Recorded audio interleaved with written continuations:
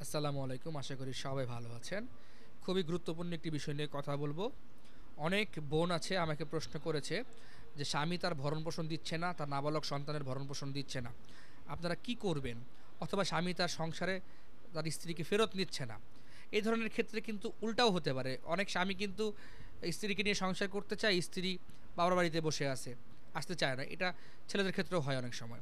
তো আমি দুইটারই একটা সমাধান দেওয়ার চেষ্টা করব। বিষয়গুলো পারিবারিক সমস্যা, পারিবারিকভাবে বসে সমাধান করেন। একটা কথা মনে রাখবেন, জোর করে আপনি কখনোই সংসার করতে পারবেন না উভয় ক্ষেত্রে। তবে মেয়েদের যে অধিকার সেটা হলো তার ভরণ-পোষণ এবং তার বাচ্চার, এগুলো কিন্তু সে পারিবারিকভাবে চেষ্টা করে যদি ব্যর্থ হয়, তাহলে পারিবারিক আদালতে কিন্তু এই দেনমোহর এবং ভরণ-পোষণের জন্য সে মামলা করতে পারবে। সে নাবালক সন্তানের ভরণ-পোষণের জন্য মামলা করতে পারবে। পাশাপাশি ছেলেরা যাদের বউ হয়তোবা বাবার বাড়িতে চলে গেছে, আসতে চায় না, তারা কি করবেন? তারাও চেষ্টা করেন পারিবারিকভাবে সমাধানের জন্য।